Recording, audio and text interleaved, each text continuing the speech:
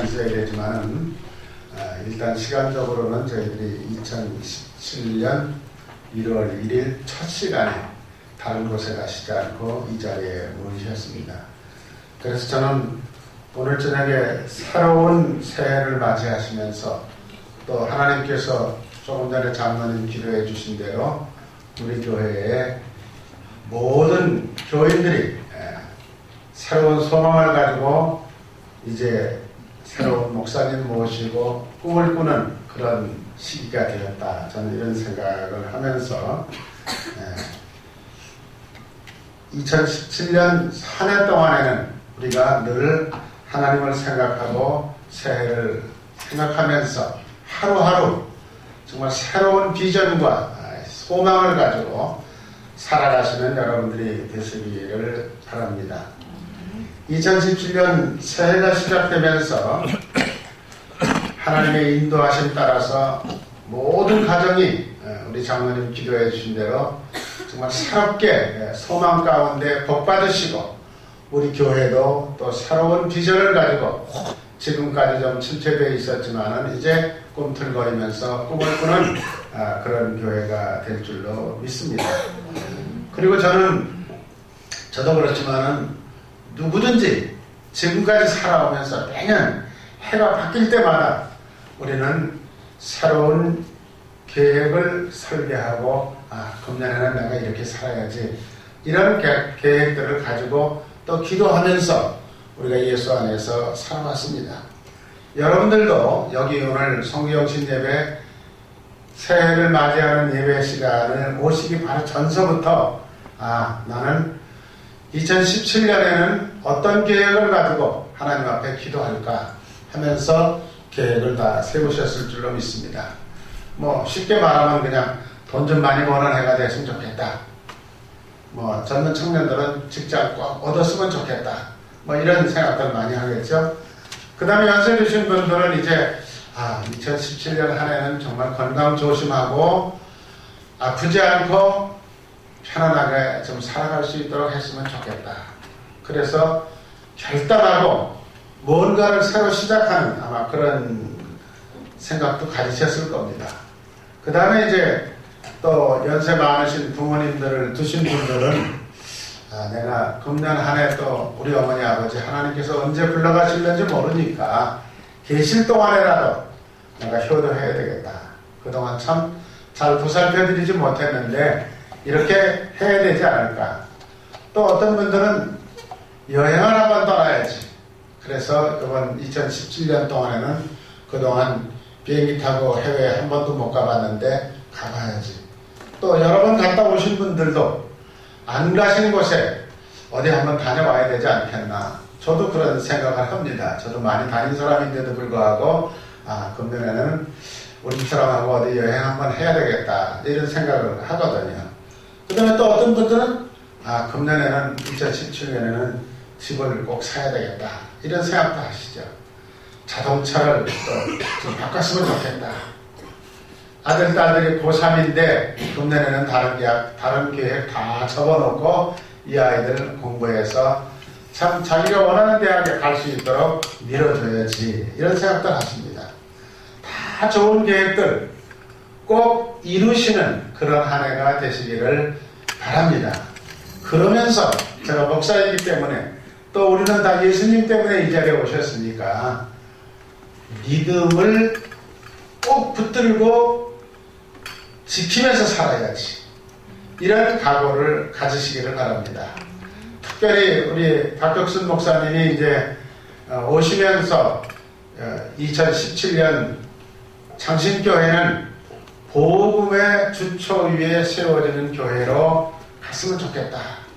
목사님 꿈입니다. 목사가 적어도 이런 계획을 가지고 우리 교회에 이제 부임해서 모든 것을 생각할 때 여러분들이 나도 복음의 주초 위에 내 믿음이 든든하게 세워질 수 있도록 한번 해봐야 되겠다. 도전을 한번 해야 되겠다. 난 이렇게 적당하게 신앙생활해서는 안 되겠다 하는 생각을 가지고 출발하시면 참 좋겠다. 저는 그런 생각이 듭니다. 제가 이 설교를 준비하면서 이런 책을 책방에서 찾아서 인터넷으로 긴급으로 주문을 해서 사서 지금 보았습니다. 내가 꿈을 이루면 나는 누군가의 꿈이 된다. 참 멋있는 말이죠. 여러분들이 작든 크든 여러분들이 계획을 세워서 그 꿈을 가지고 기도하면서 열심히 살아서 이루어지면 그것을 보고 내 아들, 딸들이 꿈이 될 수도 있고 또 우리 교회 이웃에 계시는 집사님, 권사님들의 꿈이 될 수도 있고 그래서 내가 꿈을 이루면 나는 누군가의 꿈이 될 수가 있다.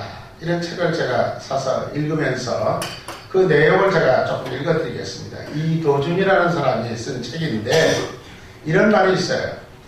레오나르도 다빈치가 하늘을 나는 꿈을 꾸지 않았다면 라이트 형제의 비행기는 없었을 것이다.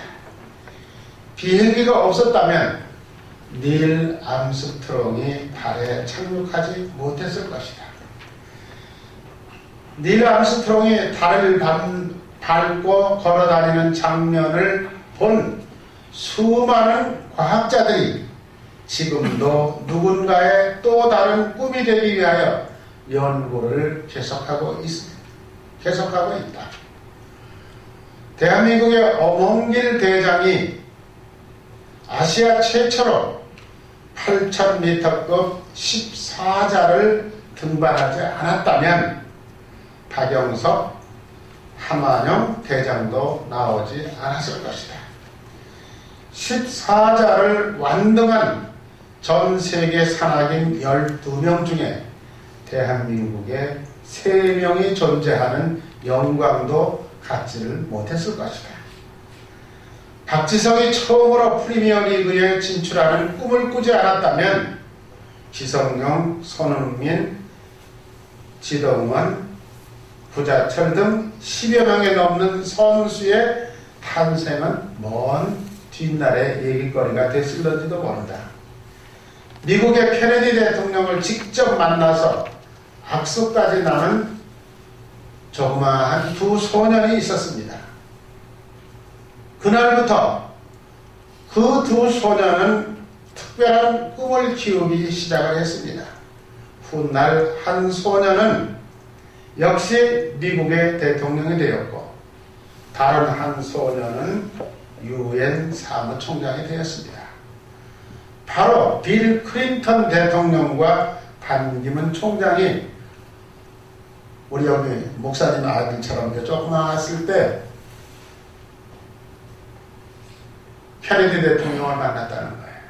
그래서 대통령하고 악수를 한번 하고 나서부터 그 마음속에 그런 꿈을 가졌다는 것입니다. 꿈은 이렇게 전염성이 강하고 파급 효과가 참 크다. 꿈으로 향한 여행길에서 지치고 힘들 때마다 이 문구를 되새기면 흐트러진 마음을 다잡을 수 있을 것이다. 이렇게 책에다가 적어놓고 있습니다. 자, 오늘 아까 읽은 성경 본문에 보면 꿈은 젊은 청소년들이나 중학생, 고등학생, 대학생들이 꾸는 거다. 이렇게 우리들은 보통 생각을 합니다. 그런데 제가 대학생에서 채플 시간에 꿈 얘기를 참 많이 하는데 아이들이 듣기 싫어해요. 왜 그런지 모르겠어요. 그런데 오늘 성경 본문 사도행전 2장 17절에 보니까 하나님이 말씀하시기를 말세에 내가 내 영을 모든 육체에 부어주겠다. 너희 자녀들이 예언할 것이고 너희 젊은이들이 환상을 보고 너희 늙은이들이 꿈을 꾸리라. 이 말은 무슨 말입니까? 예언, 환상, 꿈 이렇게 단어는 다르게 썼지만 결론적으로 한 가지로 묶어서 말하면 예수 그리스도 안에 사는 사람들은 다 미래에 대한 비전과 소망을 가지고 있다는 겁니다. 뭐 연세가 많고 적고 젊고 이런 거하고 아무 상관없어요. 다 예수 안에 사는 사람들은 이런 꿈을 꾸면서 미래를 내다보면서 젊은 사람들은 아마 자기들이 이 세상에 살면서 무엇을 할까 여기다가 초점을 맞출는지도 모르겠습니다. 그러나 또 연세 드신 분들은 내가 이제 머지않아서 하나님 나라에 하나님께서 부르면 가야 되는데 하나님 나라에 대한 소망과 꿈을 가지고 하루하루를 열심히 살아가는 거 아닐까. 그게 이제 성경이 우리들에게 전하여주는 얘기입니다.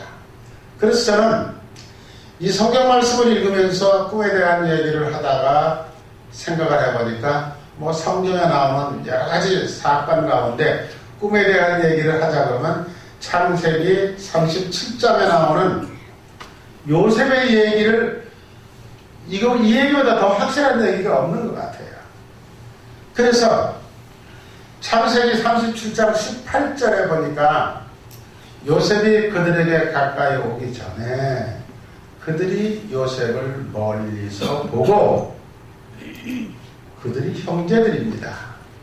배다른 형제들. 저는 오니까 죽여버리자. 이렇게 계획을 세웠다는 거예요. 근데 19절에는 뭐라고 되어 있느냐면 서로 이르되 11명이 똑같이 말한 거죠. 야! 저 꿈쟁이 온다. 꿈꾸는 자가 온다. 이렇게 자기들끼리 얘기를 했다는 거예요. 여러분, 이 얘기 속에서 요셉이 주인공이에요. 꿈꾸는 자입니다. 그런데 요셉은 도대체 어떤 꿈을 꾸었을까? 또 어떻게 해서 성경에 그에 대한 얘기가 자세히 나와 있는데 그것은 왜 성경에 하나님께서 기록해 두었을까?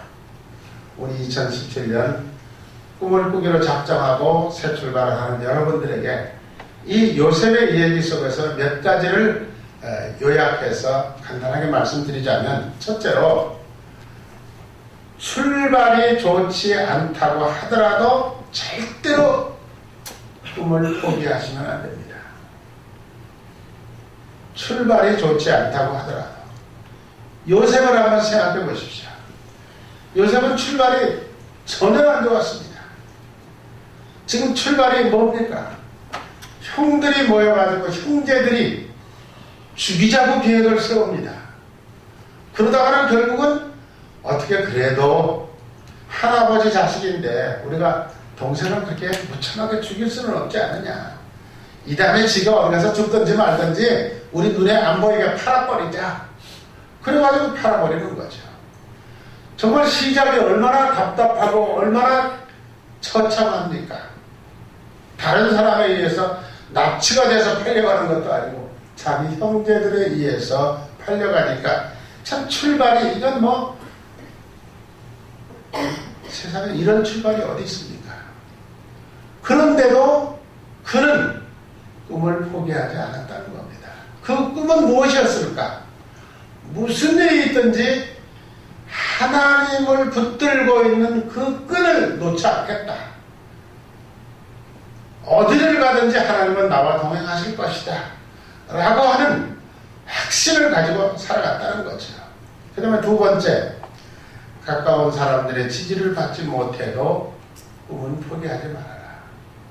제가 이걸 하려고 생각했다고 옆에 사람이 얘기하면 에이 말도 안 되는 소리 하지만 네가 뭘 그런 걸 해.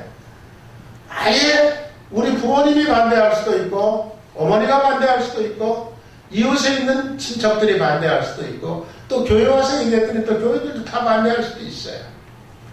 출발이 좋지 않아도 가까운 사람들의 지지를 받지 못한다고 하더라도 거기다가 기준을 두지 말자는 거죠. 하나님께 소망을 두고 하나님이 나와 함께 하시니까 나는 이 길을 갈 수 있다라고 확신을 가지고 밀고 가다가 보면 하나님께서 또 길을 열어주신다는 거죠. 이게 두 번째 요셉을 통해서 우리가 배울 수 있는 겁니다. 세 번째 배울 수 있는 것은 절망적인 사건들이 연속적으로 일어난다고 하더라도 꿈을 포기하지 말자. 2017년도 여러분들이 이제 새로운 비전과 꿈을 가지고 목사님 새로 오셨으니까, 사모님 새로 오셨으니까, 새 가족들이 오셨으니까, 우리 학교는, 우리 교회는 주일학교가 지금 없거든요. 근데 저 주일학교 학생 둘이 왔어요. 저기 주일학교 부장선생님 앞으로 이제 이 둘을 씨앗으로 해서 정말 2017년도 우리 창생교회 주일학교가 재작년에는 또 있었거든요. 그러니까 애들이 살아나도록 뭐가 꿈을 가져야 되지 않겠어요. 근데 그렇게 하려고 그러는데 그렇게 쉽지가 않아요. 아이 둘 놓고 한다는 거. 얘들도 좀 어떻게 해야 되는지 잘 모르겠는데, 서울에서 큰 교회에서 애들 많은 데서 주일학교 한다고 뛰어다니는 거야. 여기다가 지금 형제 둘이 앉아가지고 주일학교 예배를 하니까 얼마나 어려울까. 저렇게 생각도 하고 있어요. 그런데 그런 정도가 아니고, 여기 지금 요셉을 한번 생각해 보세요. 그렇게 형들이 죽이려고 하다가 살려주어서 그런 대로 팔려서 낯선 나라에 갔습니다. 여러분, 낯선 나라 기분 좋아서 여행 간다면 얼마나 좋겠어요. 팔려서 가는 거예요. 형제들에게 따돌림 받고 자기 부모, 어머니, 아버지 이제는 다시 볼 수 없는 낯선 나라로 갔습니다. 거기 갔는데 그래도 또 그 마음속에 신앙이 있는지 하나님 앞에 기도하는 중에 길이 또 잘 열려서 보드발이라고 하는 시위대장, 지금 우리나라 말하면 청와대 경호실장입니다. 그 집에 들어가서 인정을 받아가지고 모든 살림을 맡아서 뭐 장보고 그저 돈 쓰는 일 다 책임지고 적고 정직하게 했는데, 그것도 부인이 꼬셔가지고 그거 말 안 들었다고 그래가지고 완전히 누명을 써가지고, 그것도 일반 감옥이 아닙니다. 도무지 꼼짝달싹할 수가 없는 왕궁에 있는 감옥에다가 쳐넣어졌잖아요. 찾아오는 사람도 없고 면회 오는 사람도 없고 어디 한 군데 달아볼 데가 없어요. 아주 절망적인 사건들이 연속적으로 일어나죠. 하나님, 이거 뭡니까? 왜 나한테 이런 시련 줍니까? 절대 그런 소리 하고 성경에 없어요. 끝까지 하나님 바라다 보면서 신앙을 지키고 꿈을 포기하지 않고 있을 때 하나님께서 또 새로운 길을 열어주신단 말이에요. 네 번째, 꿈이 실현되기까지 오랜 세월이 걸린다고 해도 포기하지 말자. 시간이 좀 걸려도 언젠가는 하나님께서 모든 문제를 해결해 주실 것이다 라고 하는 생각이죠.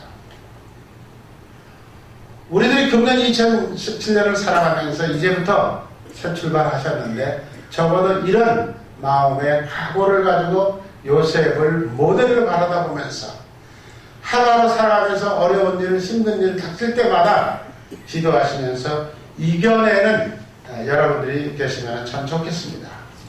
그 다음에 제가 이 사진 참 예쁘죠? 한번 보셔요. 이 경상도는 마산은 눈도 안 오는데 우리 눈이 푹 새였습니다. 벌판에. 근데 제가 또 책을 읽다가 이런 글을 봤습니다. 제목은 야선이에요. 야선. 밤에 눈이 온다, 그런 뜻이죠. 그래서 또 우리 한국말로 쉽게 번역을 하면 밤에 내리는 눈. 아마 여기 아시는 분들 계실 거예요. 이 시는 우리가 일반적으로 알기는 서산대사라고 하는 사람이 쓴 시다, 이렇게 알려져 있습니다. 그런데 아니에요. 서산대사가 쓴 일이 없답니다. 그리고 이 시는 누가 썼느냐 그러면은 조선시대 1850년도쯤 됐을 때 이양연이라고 하는 사람이 시를 썼대요. 그런데 왜 그걸 서산대사가 썼다고 많은 사람들이 알고 있을까? 잘못 전달이 된 거예요. 잘못 전달된 이유가 또 있어요. 제가 이 내용을 한번 읽어드리면서 그 설명을 드릴게요. 이 시가 한자로 물론 옛날에 쓴 거니까 써져 있는데, 눈 내린 들판을 걸어갈 때는 그 발걸음을 어지럽게 걷지 말라. 오늘 걷는 나의 발자국은 반드시 뒷사람의 이정표가 될 것이다. 백범 김구 선생이 해방이 되고 난 다음에 남북한이 어지럽게 서로 밀고 땡기고 할 때 북한에 가서 김일성이를 만나가지고 내가 통일 문제를 한번 얘기해 봐야 되겠다. 처음서부터 이렇게 하면 안 된다. 그래가지고 38선을 넘어가면서 1948년이라는 거예요. 넘어가면서 김구 선생이 뭐라 그러느냐 그러면 38선에 딱 머물러 서가지고 서산대사가 쓴 시를 하나 읽고 가겠습니다. 그리고 이걸 읽었대요. 그래서 그때부터 그냥 자연히 서산대사가 쓴 거로 모든 기록에는 그렇게 나와 있다는 거예요. 그런데 조사를 해보니까 사실은 서산대사가 쓴 게 아니라는 거예요. 그러니까 이양현이라는 사람이 쓴 건데, 이 백범 김무선생의 38선에 딱 발을 딛고 서서 이렇게 말을 했답니다. 내가 이번에 38선을 넘는 것은 어리석고 무분별하고 쓸데없는 짓 한다고 사람들은 말을 하지만 난 분명히 말할 수 있다. 난 내가 한 행동에 대해서는 항상 책임을 질 줄 안다. 그 하면서 이 시를 읽고 그리고는 그 38선을 넘어가면서 지금도 눈은 내리고 있다. 많이 더 내린다. 이렇게 하면서 38선을 넘어갔다 왔다는 거예요. 물론 그렇게 해서 통일을 이루지는 못했지만은 어리석은 짓 한다고 김구 선생을 욕한 사람들은 아마 없었던 것 같아요. 미리 아마 이렇게 딱 못을 박았는데, 그래서 저는 이 시를 보면서 아까 요셉의 얘기하고 연결이 되더라고요. 사람들이 어리석은 짓 한다고, 바보 같은 짓 한다고, 예수 믿는다고 먹을 게 나오느냐, 신앙 지키고 너만 바르게 산다고 해서 문제가 해결되느냐, 우리는 별별 소리를 다 들어요. 그러나 김구 선생이 말하는 것처럼 내가 한 행동에 대해서는 내가 확신을 가지고 책임지면서 살아야 되겠다고 결단한다면 무슨 문제가 있을까? 이런 생각이 들어요. 그리고 이제 제가 이 설교를 이제 마치려고 하는데 여기 맨 밑에 이 여러분들 순서지 그 뒤에 보면은 불가능한 것처럼 보였으나 하나를 만드시는 주님의 은혜를 찬양합니다. 이건 뭐 그냥 밑도 끝도 없이 이런 글이 하나 나와 있어요. 이게 우리 이제 이 순서지를 만들면서 프린트를 조금 잘못해서 이렇게 됐어요. 지금 지울 수도 없고, 그래서 제가 거기다가 맞춰서 얘기를 한 가지 하려고 합니다. 2016년을 마지막으로 지나면서 우리나라가 지금 정말 예측을 할 수 없이 어렵습니다. 매일 나오는 뉴스, 거기다가 인터넷에 떠돌고 있는 얘기 보면 어떤 게 진짜인지는 도무지 가늠할 수가 없을 정도로 답답합니다. 그런데 아까 우리 장로님들 기도하셨고 저도 그런 확신이 있어요. 하나님께서 이 일을 가지고 뭔가 우리들을 깨우쳐 주시고 보여주시려고 하시는 분명한 하나님의 뜻이 계십니다. 역사의 주인은 하나님이시다 라는 생각이 있어요. 그런데 놀라운 일이 생겼어요. 12월 18일 날입니다. 우리나라 통계청에서 갑자기 발표를 해서 각 신문에 다 보도가 되어 있습니다. 그게 바로 뭐냐? 한국의 제1 대표적인 종교는 기독교다. 이런 발표가 나왔어요. 그게 무슨 말이냐 그러면 우리나라는 10년에 한 번씩 통계청에서 모든 우리나라 국정관계에 대한 거, 인구 문제, 종교 문제, 학교 이런 걸 다 통계를 해가지고 10년에 한 번씩 통계를 발표를 하는데, 요번에 발표를 하면서 무슨 얘기를 했느냐 그러면 기독교 인구가 우리나라 종교 인구 가운데서 넘버원이라는 거예요. 근데 저도 그렇고 여러분들도 그렇고 요 근래 교회가 자꾸 줄어들고 있다고만 생각을 했어요. 그리고 교회가 실제적으로 없어지고 문 닫는 교회, 새빵 얻어가지고 하던 교회들은 다 문 닫고 신학교 졸업하신 목사님들이 목사한테를 받아도 갈 데가 없어요. 그럴 정도로 교회가 성장하지 않는다고 생각을 했는데, 여기 발표문에 보면은 종교가 없는 국민이 우리나라 인구 가운데 56.1%예요. 그 말 무슨 말이냐? 너 예수 믿는 사람은 아직도 전도해야 될 사람이 56.1%나 있어요. 그러니까 정말 우리가 열심히 소망을 가지고 전도해야 돼. 56.1% 우리가 다 언젠가 끌어다가 교회에다가 앉혀야 되겠다 생각을 해야 돼요. 그 다음에 지난 10년 동안에 종교를 가지고 있다가 종교를 버리고 난 뭐 불교도 나는 안 믿는다. 나는 기독교도 안 믿는다. 나는 천주교도 안 믿는다.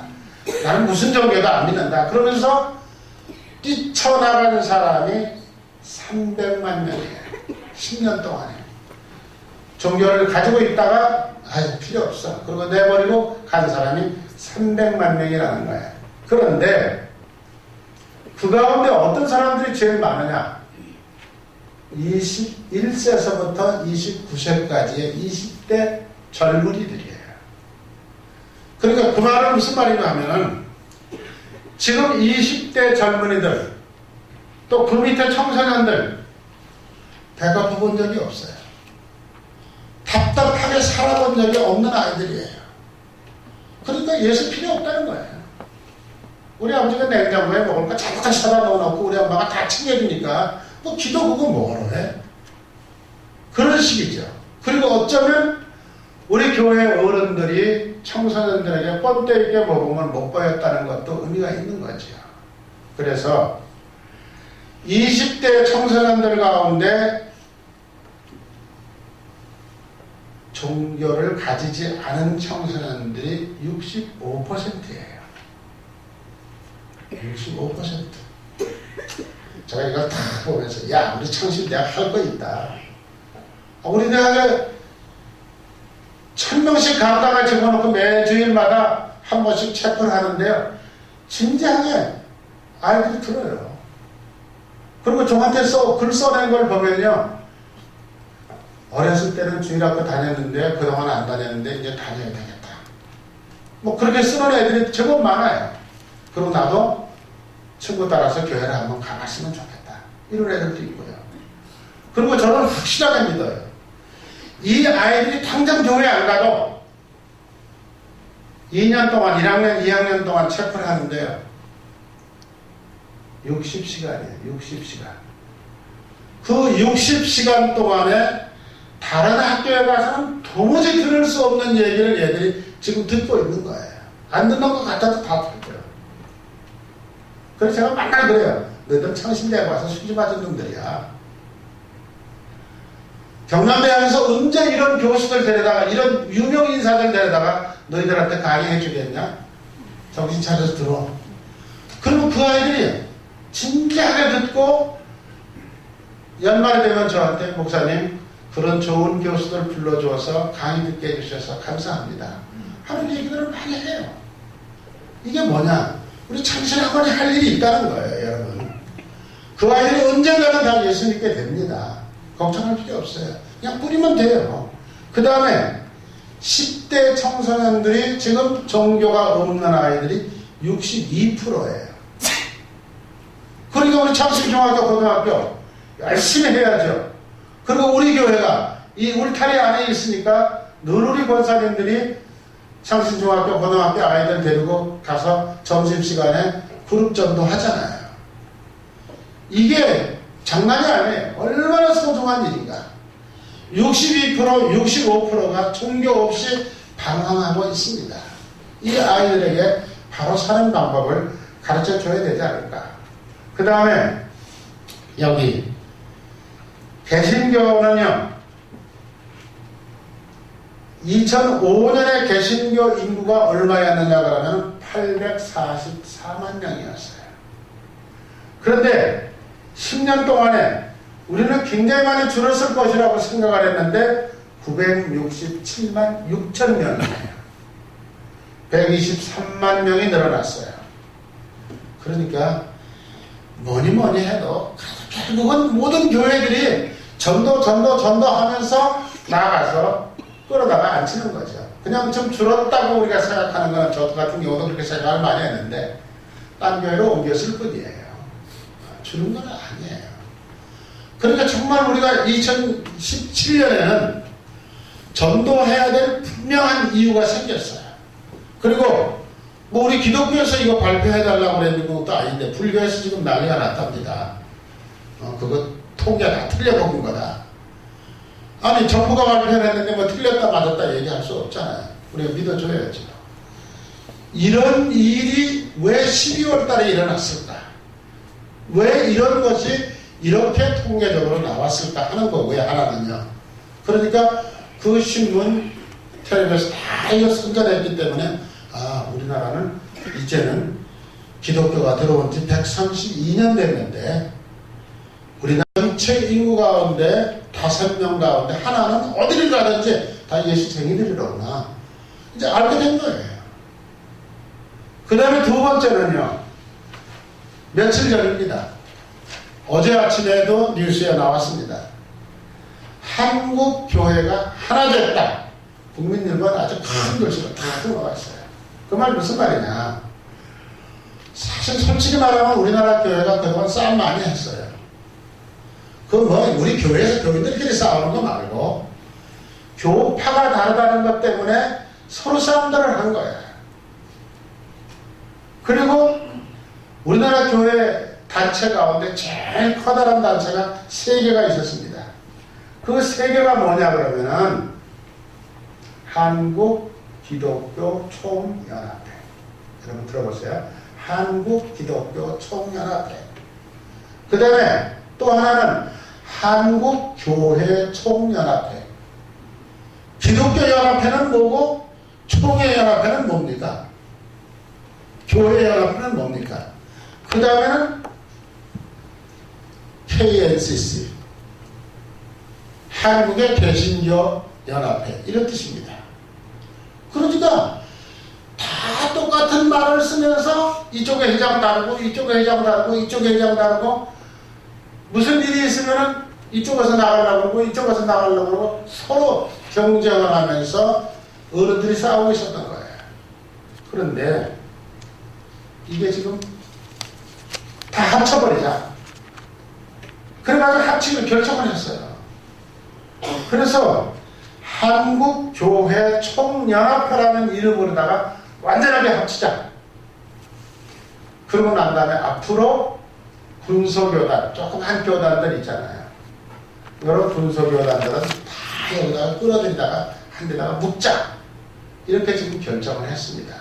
결정을 해가지고 어저께 아침에 제가 텔레비전 뉴스 보니까 감리교회는 엉거주춤 하고 있었는데 감리교 감독들이 모여가지고 우리 여기 무조건 합친다. 결정을 딱 했대요.